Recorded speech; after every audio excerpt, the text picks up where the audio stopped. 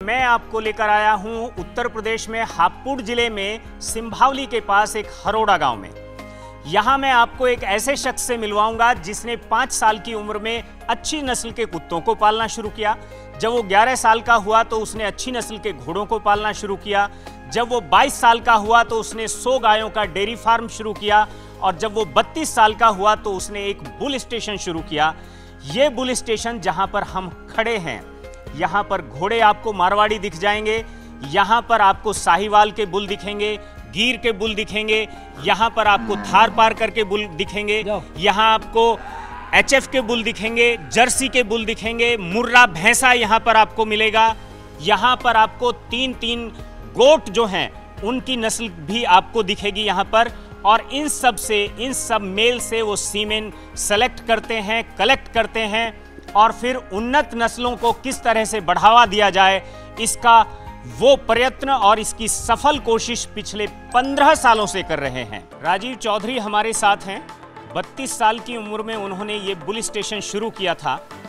मतलब 15 साल इस क्षेत्र में उनको हो गए हैं और अभी उनकी उम्र 48 साल है। इस तरह से जो प्रोफेशन बदलने का काम है, ये इतना एडवेंचर, इतना रिस्क ये सब लोग नहीं ले पाते हैं। राजीव जी, आप कैसे ले पाए होंगे? ये कोई आदमी सोच के अगर करना चाहेगा तो नहीं कर पाएगा। रिस्क लेने से पहले अगर सोचेगा मुझे रिस्क होगा, मुझे लॉस होगा, प्रॉफिट होगा, तो नहीं कर पाएगा। जिसने ठान ली मुझे करना है, कोई एम बना लिया, तो वही कर पाएगा। तो मैंने बनाया और मैंने करा। आज आप खड़े हैं, देख रहे हैं आपके सामने। कितनी डोजेज आप तैयार कर रहे होंगे? मतलब कितनी उन्नत नस्लें साल भर के अंदर आप अपने स्तर पर आप अपग्रेड कर दे रहे हैं? हम 8 से 10 लाख डोज का एनुअली प्रोडक्शन कर रहे हैं। कितनी नस्लें इसमें हैं? इसमें भैंस में तो हम केवल मुर्रा पे काम कर रहे हैं, बाकी अपनी इंडिजिनियस ब्रीड्स पे कर रहे हैं, देसी नस्लों पे। मुर्रा के अलावा थारपारकर, गिर, साहिवाल और आपका एचएफ, जर्सी, क्रॉस ब्रीड भी हैं कुछ बुल्स। टोटल 7 ब्रीड पे काम कर रहे हैं। बीच में हमने कोशिश किया था राठी लाने के लिए, अभी हम ला नहीं पाए, अच्छे बुल मिले नहीं। तो इस बार अच्छे बुल्स के हम राठी की तलाश में लगे हुए हैं। राठी ब्रीड की डिमांड आ रही है, थोड़ा राठी भी तैयार करेंगे। मैं आपको बताता चलूं, देश के अंदर करीब 10 करोड़ के आसपास भैंसें हैं और करीब 15 करोड़ के आसपास गाय हैं। ऐसे जी जो एनडीडीबी का जो एक तरह से प्रोजेक्ट है, वो करीब 10 करोड़ डोजेज ही तैयार कर पाता है। और ऐसे में बहुत अभी इसके लिए ज़रूरतें हैं।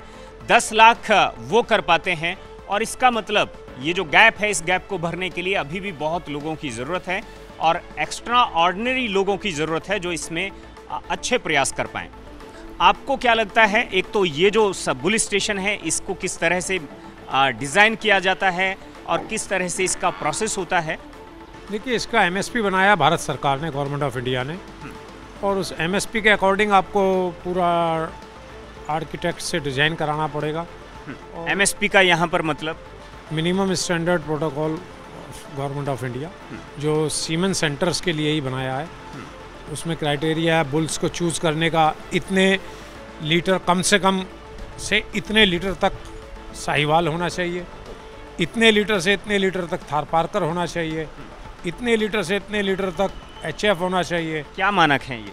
जैसे ये दूध के मानक हैं। दूध के मानक जैसे इतने, यानी साहिवाल के लिए क्या है, गिर के लिए कम से कम 3000 से 4500 तक है। गिर का भी इतना ही है। एचएफ का 10,000 से 14,000 तक है। जर्सी का 7,000 से 10,000 तक है। तो इस तरीके से मानक बनाए गए हैं। तो इसके अंदर बुल होना चाहिए, इससे कम बुल को वो लोग अलाउ नहीं करेंगे सीमेन प्रोडक्शन के लिए। आपने कितने बुल से शुरू किया ये काम 15 साल पहले? मैंने जब स्टार्ट किया था उस समय मेरे पास 20 बुल्स थे। 20 बुल से मैंने शुरू किया था। और अभी कितने हैं? आज मेरे पास में 55-60 बुल्स हैं। कुछ और चीज़ों पर भी काम शुरू किया है? हाँ, हम लोगों ने बकरे पे भी किया है, इसमें बीटल पे काम किया है, बर्बरी पे किया है, जमुनापारी पे किया है, और उसमें बहुत अच्छा कंसेप्शन रेट आ रहा है, फील्ड से अच्छा डिमांड है। और स्टड पर भी शुरू किया है? हमने इक्वाइन में मारवाड़ी पे किया, ओनली स्पेशली मारवाड़ी हॉर्सेस। कुछ और भी शामिल करने की प्लान है? फ्यूचर है अभी, लेकिन अभी किया नहीं है, लेकिन जल्दी करेंगे डॉग्स में भी।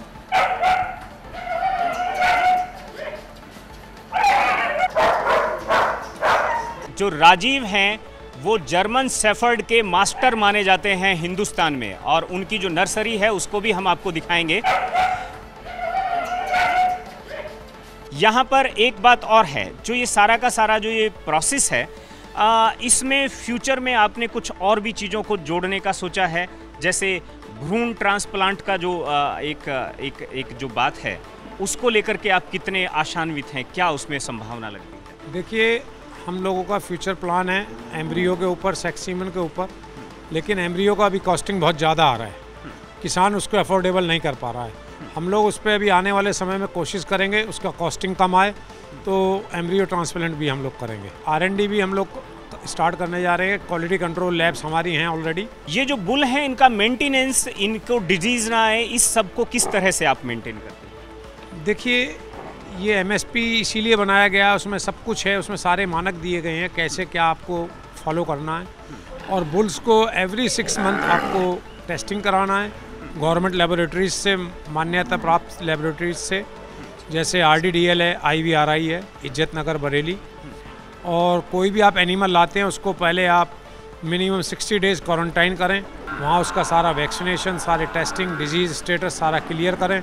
उसके बाद जब सब नेगेटिव है और आपका पूरा कंप्लीट कोर्स हो जाता है वैक्सीन का और सारा, उसके बाद आप उसको शिफ्ट कर सकते हैं पुलिस स्टेशन में। आपने कहा कि आप 10 लाख करीब डोज निकाल लेते हैं, पर डोज आपका कितने पैसे में चला जाता है? हम लोग बहुत नॉमिनल चार्जेस में सीमेंट सेल कर रहे हैं, जैसे 12 रुपये से 15 रुपये तक हम लोग सीमेंट सेल कर रहे हैं। अगर मैं इस गणित को अपने दर्शकों को बताना चाहूँ तो आपको थोड़ा सा ज़्यादा उत्साह आ सकता है। अगर आप 15 रुपया पकड़ कर चलते हैं तो 10 लाख डोजेज जो हैं ये 15 करोड़ की सीधे हो जाती हैं। इस 15 करोड़ के बाद सालाना, और इस 15 करोड़ के बाद जो इसमें खर्चा आता है वो लेबर है, रनिंग कॉस्ट है, और फिर यहाँ साइंटिस्ट हैं, बाकी सब चीज़ें हैं। इस इंफ्रास्ट्रक्चर को भी थोड़ा सा हम समझ सकते हैं क्या है? हाँ, एक्सपेंसेस तो देखिए इसमें बहुत ज़्यादा हैं। वेटनरी डॉक्टर्स हैं, साइंटिस्ट हैं, लैब कंज्यूमेबल्स हैं, और बुल फीडिंग्स हैं, लिक्विड नाइट्रोजन कंटेनर्स का डैमेजेस, बहुत खर्चे काफ़ी हैं। ऐसा नहीं है अगर आप 15 करोड़ देख रहे हैं तो उसके अकॉर्डिंग खर्चे भी बहुत ज़्यादा हैं। आपने अपने इस सारे ब्रांड का नाम क्या क्या दिया है? हमारा ब्रांड का नाम है CGR, cattle genetic resources private limited. हमने कई बुल सेंटर में देखा है कि वहाँ पर बुल की सेहत पर बहुत ज़्यादा उन पर मांस चढ़ा होता है, बहुत खास ध्यान दिया जाता है। आपका ध्यान किस चीज़ पर रहता है? देखिए, बुल हेल्दी होना चाहिए, बुल डिजीज़ फ्री रहना चाहिए, ओवरवेट नहीं होना चाहिए, उसको फिर सीमेंट डोनेट करते समय प्रॉब्लम होती है, चोट लगने का भी रिस्क रहता है ओवरवेट बुल को।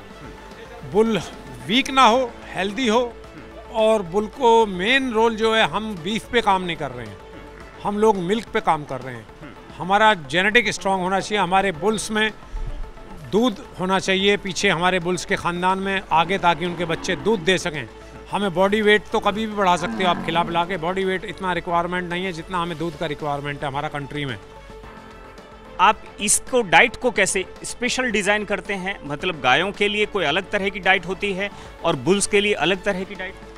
देखिए, गाय जो दूध दे रही है उसके लिए थोड़ा अलग डाइट चाहिए, और जो बुल्स हैं वो डोनर बुल्स हैं, सीमेंट डोनेट करते हैं, उनके लिए अलग डाइट चाहिए। थोड़ा प्रोटीन्स हैं, थोड़ा मल्टीविटामिन्स, मिनरल्स वगैरह थोड़ा चाहिए। गाय को ग्रीन फूडर ज़्यादा चाहिए, बुल को ड्राई मैटर ज़्यादा चाहिए। तो हम यहाँ पर अब राजीव जी के साथ सीधे लैबोरेटरी की तरफ चलेंगे और वहाँ पर ये जो प्रोसेस होता है उसे समझने की कोशिश करेंगे कि किस तरह से सीमेन को कलेक्ट होने के बाद उसे लैबोरेटरी में ले जाया जाता है और वहाँ उसे डोजेज में किस तरह से तैयार किया जाता है, जो आपके घरों तक पहुँचता है, आपकी गायों तक पहुँचता है। इस लैबोरेटरी में करीब 50 बुल, उसके साथ साथ में हॉर्सेस, साथ में जो बकरे हैं, उन सब का सीमेन यहाँ पर कलेक्ट होकर के आता है। और इसके बाद यहाँ पर 1 बाय 1 वो किन स्टेप्स से गुजरता है, राजीव हमें बताएंगे। जी, सबसे पहले आप जहाँ खड़े हैं ये AV रूम है, इसको बोलते हैं आर्टिफिशियल वेजाइना रूम। सबसे पहले हम AV को रेडी करके, ये पास बॉक्स विंडो है, इस पास बॉक्स विंडो से बाहर देंगे, बाहर कलेक्शन होके सीमेन फिर प्रोसेसिंग लैब में आएगा। ये मैं आपको दिखाता हूँ, ये आर्टिफिशियल वेजाइना है, ये AV है। इसमें एक तरफ कोन लग जाता है, उसमें आगे ट्यूब लग जाएगी, कलेक्शन ट्यूब, जिससे सीमेन कलेक्ट होके लैब में आएगा। और यहाँ गीज़र है, यहीं से सब गर्म पानी लेके इसको टेम्परेचर मेंटेन करके सब आगे करते हैं हम लोग। आइए मैं आपको दिखाता हूँ। ये हमारा मीडिया रूम है। हम लोग यहाँ प्रोसेसिंग से पहले मॉर्निंग में मीडिया रेडी करते हैं, उसमें एंटीबायोटिक्स वगैरह सब प्रॉपर मिलाते हैं ताकि सीमेन से फील्ड में एआई होने के बाद किसी भी गाय या भैंस में कोई इन्फेक्शन ना हो सके। और मीडिया रेडी होने के बाद हम लोग प्रोसेसिंग स्टार्ट करते हैं, फिर हम लोग सीमेन प्रोसेसिंग में जाते हैं, प्रोसेसिंग रूम में। ये सीमेन प्रोसेसिंग जो यूनिट है इस लैबोरेटरी में, ये इसका दूसरा स्टेप है। राजीव हमें बताएंगे कि यहाँ पर ये क्या क्या चीज़ें हैं और किस तरह से यहाँ पर चीज़ें आगे बढ़ती हैं। जी देखिए, ये पास बॉक्स विंडो है। सीमेन कलेक्शन बाहर होने के बाद में पास बॉक्स से अंदर आएगा। उसके बाद हम ये वाटर बाथ में रखेंगे। वाटर बाथ के बाद हम माइक्रोस्कोप पे चेक करेंगे। माइक्रोस्कोप के बाद हम यहाँ फोटोमीटर चेक करेंगे। ऑटोमेटिक डाइल्यूटर से डाइल्यूट करेंगे। यहाँ सीलिंग फिलिंग करेंगे। उसके बाद हम उधर रैकिंग के लिए स्ट्रॉज ले जाएंगे। ये स्ट्रॉ हैं जो आपका सीमेन फिल होगा इसमें। ये प्रिंटिंग है इसके ऊपर में। सीमेन के सेंटर का नाम है, ब्रीड है, 100% है या क्रॉस ब्रीड है। उसके बाद में बुल का नाम है। उसके बाद में बैच नंबर है। उसके बाद में आपका एजुकुलेट नंबर आएगा 1 या 2। उसके बाद में बार कोड आएगा। उसके बाद इसमें सीमेन फिल होगा, सीलिंग होगा, फिर ये रैकिंग के लिए उधर जाएगा। मतलब ये एक तरह से हिस्ट्री है। जब आप अपने गाय को प्रेगनेंसी जब आती है और जब आप उसको एआई कराते हैं, तो तब आपको ये पढ़कर के इसी तरह से आपको देखना ये चाहिए किस ब्रांड का है, 100% है या साथ में वो साहीवाल है, उसकी ब्रीड क्या है, उसका बैच नंबर क्या है। तो कई बार बुल को उसके नंबर से पहचाना जाता है, उसके रिजल्ट से पहचाना जाता है। ये जो है यहाँ लेबोरेटरी का एक फाइनल फेज़ है। यहाँ पर सीमेन किस तरह से फाइनल स्टेज तक जाता है उसको हम समझने की कोशिश करते हैं। जी राजीव जी। देखिए, ये रैक्स हैं, फ्रीजिंग रैक। इनको पहले हम लोग उधर सीमेन स्ट्रॉस को फिलिंग करते हैं। उसके बाद यहाँ रैकिंग करते हैं स्ट्रॉ का। इस तरीके से 175 एक रैक में स्ट्रॉ लग जाती है। उसके बाद में इसमें 4 डिग्री टेम्परेचर पर रहेंगी ये 4 घंटे कूल हैंडलिंग कैबिनेट में। उसके बाद ये बायो फ्रीज़र है। ये इस बायो फ्रीज़र में रैक लगा दी जाएंगी, वहाँ से उठा के शिफ्ट कर दी जाएंगी और इसमें स्टेप बाय स्टेप फ्रीजिंग होगा। ये 12 मिनट का पूरा प्रोसेस है। 12 मिनट के बाद इसको यहाँ से रैक वाइज उठा लिया जाएंगी। स्ट्रॉस को गॉबलेट में डाल के डिप कर दिया जाएगा लिक्विड नाइट्रोजन गैस में -196 डिग्री में। उसके बाद इसको 24 आवर्स रखा जाएगा। 24 आवर्स के बाद इसका पीटीएम होगा, पोस्ट थर्म मोटिलिटी चेक करा जाएगा, कितना इसके अंदर में लाइव स्पर्म है, क्या क्वालिटी है, ये बाहर जाने लायक फील्ड में देने लायक है या नहीं है। 30 डेज इसका क्वारंटाइन होगा। उसके बाद इसका QC होगा क्वालिटी कंट्रोल लैब में। वहाँ अगर ये ओके हो गया, किसी बुल को कोई इन्फेक्शन, कोई बीमारी कुछ नहीं हुआ उस 30 दिन के अंदर, 30 डेज़ के अंदर क्वारंटाइन पीरियड में, तभी ये सीमेन स्ट्रॉज को हम फील्ड में छोड़ेंगे, फील्ड में देंगे डिस्पैच से। अगर किसी बुल में कोई इन्फेक्शन हुआ और उसने सपोज 30 डेज़ में जितना सीमेन प्रोडक्शन किया है वो सारा हमारे को डिस्कार्ड करना पड़ेगा। ये बहुत बड़े लॉसेज हैं इस काम में। ये लिक्विड नाइट्रोजन है। हमारे पास में 10 लाख डोजेज़ को बल्क स्टोर करने की कैपेसिटी है। हमारे सीमेन बैंक में कंटेनर्स हैं। ये बुल वाइज अलग अलग गॉबलेट बना के रखे हुए हैं। हर बुल का एक कलर है। हमारे पास पूरा सॉफ्टवेयर है। सॉफ्टवेयर में अपडेट है किस कैनिस्टर नंबर में, किस लेवल पे, किस गॉबलेट में किस बुल का सीमेन है, कितनी डोज हैं, वो पूरा हमारा सॉफ्टवेयर में अपडेट है और हमारे पास मैनुअली भी है। यहाँ से फिर ये सेल के लिए निकलता है? नहीं, यहाँ से क्वारंटाइन होने के बाद सेल जाएगा। बिल्कुल, QC होने के बाद। तो मैं आपसे यही कहने की कोशिश कर रहा था कि ये बहुत महीन, बहुत ही साइंटिफिक और टेक्निकल काम है। इस काम को यहाँ 7 लोगों की टीम अंजाम देती है। यहाँ पर राजीव जी ने इसको किस तरह से, उनका जो जुनून था, उनका जो पैशन था, उसके चलते उन्होंने इसे इस्टेब्लिश किया और इसे नतीजों तक पहुँचाया। उनका जो 5 साल का जो उनका सबसे ज़्यादा लगाव था डॉगीज़ को लेकर के, उस पर उन्होंने बड़ा काम किया और जैसे कि उन्होंने ये भी कहा कि उसके सीमेन पर भी वो काम करने जा रहे हैं, स्पेशली जर्मन शेफर्ड को सबसे शुरू में लेकर और उसके बाद बाकी को भी साथ में लेकर के।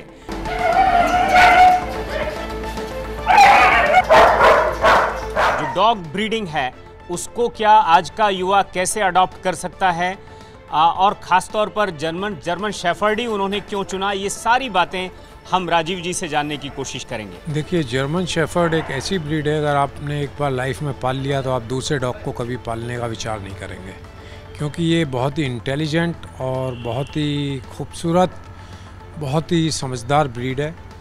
और इसको पालने का मतलब समझ लीजिए कि आपने एक रॉबर्ट को पाल लिया। आपको मुंह से नहीं बोलना, आँख का इशारा आपका ये डॉग समझेगा। बाकी कोई ब्रीड इतनी इंटेलिजेंट नहीं है आपके आइज़ का इशारे को कैच कर सके। जर्मन शेफर्ड एक ऐसी ब्रीड है, ये बहुत ही सिस्टमेटिकली ब्रीडिंग प्रोग्राम है। इसमें जर्मन्स बहुत साल से रिसर्च करते करते आ रहे हैं, बहुत बड़ा उन्होंने काम किया है इस ब्रीड के ऊपर। आपको पुराने फ़ोटोज़ आप जहाँ यूट्यूब पे कहीं भी 1950 के, 64 के, 70 के सीगर्स को आप देखेंगे और अब 2021-22 20 के वर्ल्ड सीगर्स को आप देखेंगे, जो ये जर्मनी में डॉग टॉप वर्ल्ड का नंबर 1 डॉग होता है, उसको वर्ल्ड सीगर बोलते हैं। तो ये खुद बहुत अच्छा डॉग रहा है, अच्छे प्लेसमेंट्स पे इसकी यहाँ भी अच्छी विनिंग्स रही हैं और ये बहुत अच्छा प्रोड्यूस कर रहा है। अभी आपने इसके पपीज़ देखे तो आपने देखा होगा, जैसे सिस्टमेटिक ब्रीडिंग जो मैं बोल रहा हूँ, एक तरह की क्लोनिंग है। जैसे आपने देखा कि सब बच्चे सिमिलर एक टाइप में दिखाई दे रहे हैं, एक क्लोनिंग किसी ने कर दिया हो, पहचानना भी मुश्किल हो जाएगा। ये एक सिस्टमेटिकली ब्रीडिंग प्रोग्राम का एक पार्ट है। ये अगर आप कर रहे हैं और आप सिस्टम के साथ चल रहे हैं तो आप इसको अडॉप्ट कर सकते हैं और आगे जा सकते हैं। आपका फ्यूचर बहुत ब्राइट है इसमें। एक डॉग जो है अपनी एज में, अगर आप उससे ब्रीडिंग पर्पस से उसको यूज़ कर रहे हैं, आप उसका उपयोग कर रहे हैं, तो एक सीजन में या एक साल में वो आपको अगर वो सर्विस दे रहा है तो इकोनॉमिकली वो कितना वायबल हो सकता है? देखिए, मेल डॉग को सर्विस देने में कोई प्रॉब्लम नहीं है। मेल डॉग महीने का 4-5 स्टड भी दे सकता है, कोई आपको प्रॉब्लम नहीं है। फीमेल से लोग पप्पी मील बना देते हैं, जो आजकल हर जगह हो रहा है, जिस वजह से लोग क्वालिटी भी ख़राब कर रहे हैं और इतना ओवर ब्रीडिंग करते हैं, फिर लोग कहते हैं पपीज़ हमारे सेल नहीं होते। साल में एक बार करें। मैं तो अपनी फीमेल्स को पूरी लाइफ में 2 या 3 बार ब्रीड करता हूँ। मैं बड़ा सिस्टमेटिकली और बड़ा लिमिटेड ब्रीड करता हूँ। मैं एक फीमेल से 2 लीटर, मैक्सिमम 3 लीटर, इससे ज़्यादा मैं लाइफ में फीमेल से बच्चे नहीं लेता हूँ। और उसमें बच्चे भी हेल्दी रहते हैं, फीमेल्स भी हेल्दी रहती हैं और कोई क्रूअल्टी भी नहीं होती पपीज़ के या मदर के साथ। पपीज़ को कॉस्टली सेल करो, क्वालिटी ब्रीड करो, क्वांटिटी ब्रीड मत करो। आपके टोरो को हम देख रहे हैं आपके पास में, अगर एक मैटिंग इसकी आज की डेट में होती है तो उसका चार्जेस आपका क्या रहता होगा? देखिए, टोरो का चार्जेस हम लोग अभी तक ले रहे थे 2 लाख रुपीज़, लेकिन अभी लोगों का बहुत डिमांड, बहुत रिक्वेस्ट के ऊपर लोगों ने कहा हम भी यूज़ करना चाहते हैं, हमारी बजट से, पावर से बाहर है, हम लोग नहीं कर पा रहे हैं, आप इसको रिड्यूस कर दीजिए, 1 लाख कर दीजिए। तो हमने इसको घटा के 1 लाख कर दिया। खेती में भी अच्छा बीज इस्तेमाल करें और ये जो पेस्टिसाइड्स यूज़ कर रहे हैं ये बंद करें, जैविक पे आएँ, उनको फसल में भी ज़्यादा उत्पाद मिलेगा। और लाइव स्टॉक में भी अच्छा ब्रीड में भी अच्छी ब्रीडिंग करें, क्वांटिटी ना करें, क्वालिटी करें, उनको बेनिफिट मिलेगा, मुंह मांगा पैसा मिलेगा। दरअसल ये अनुभव की विरासत है, जिस अनुभव को आपने राजीव जी के अंदर देखा, लेकिन इस सब के पीछे उनकी जो प्रेरणा है वो उनके पिताजी भी रहे हैं, डॉक्टर कृष्णवीर चौधरी। आप सब जानते हैं, भारत सरकार में वो एमएसपी और जैविक कृषि को लेकर जो बनी हुई कमेटी है, उस कमेटी के सदस्य हैं। खास तौर पर जो ब्रीडिंग का फील्ड है, इसमें चुनौतियां कहां पर आ रही हैं? आय बढ़ाने की जब हम बात करते हैं किसानों की, तो आय बढ़ाने के लिए तो हमें पशु नस्ल सुधार कार्यक्रम करना सबसे बड़ी आवश्यकता है, तभी दूध का उत्पादन बढ़ेगा। इसमें बहुत साधारण बात है कि जो बुल होता है या मुर्रा भैंसा हमारे यहाँ है, उसको 100% और गाय और भैंस को 50%, 150% को 2 से भाग दे दीजिए, 75% होता है। इसका मतलब ये है कि यदि पहली गाय जो 10 लीटर दूध देती है और जिस बुल का सीमेन प्रयोग किया गया है, अगर वो 30 लीटर या 25 लीटर का है तो 20 और 25 लीटर और 30 लीटर को जोड़ेंगे आप पहले, या अगर 10 लीटर भी है, हम अनुभव हमारा बहुत ख़राब रहा है, राजस्थान से लेकर उत्तराखंड तक अगर हम देखें तो 8-8, 7-7, 6-6 लीटर दूध देती हैं, उसको हमें बढ़ाना है। जब दूध की उत्पादन बढ़ेगा तो किसान की आमदनी बढ़ेगी। यदि प्रतिदिन एक पशु ने 2 लीटर दूध भी उत्पादकता बढ़ गई तो आप ये समझ लीजिए कि कम से कम किसान को 60 रुपये रोजाना का जो है लाभ होगा, और महीने में 1800 रुपये होता है, और साल को आप जोड़ लीजिए।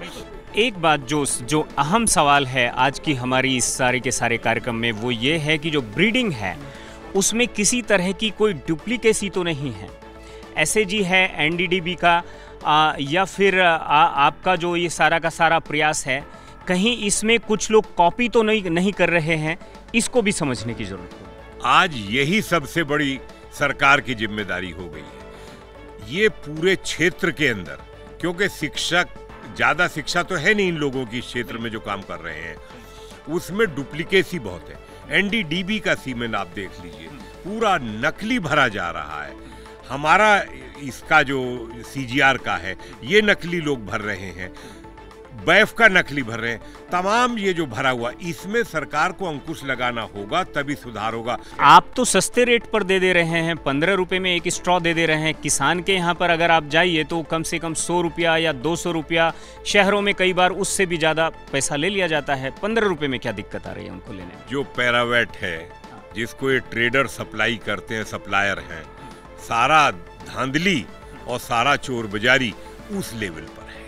आपको क्या ये नहीं लगता है कि अगर पैरावेट हैं या बीच में जो ट्रेडर हैं, अगर वो कहीं ना कहीं धांधली कर रहे हैं, अगर वो डुप्लीकेसी कर रहे हैं, तो ये तो एक तरह से पूरे देश का जो दुग्ध उत्पादन है, नस्लों का जो एक तरह से उन्नतीकरण है, उस सब पर एक तरह से ब्रेक है।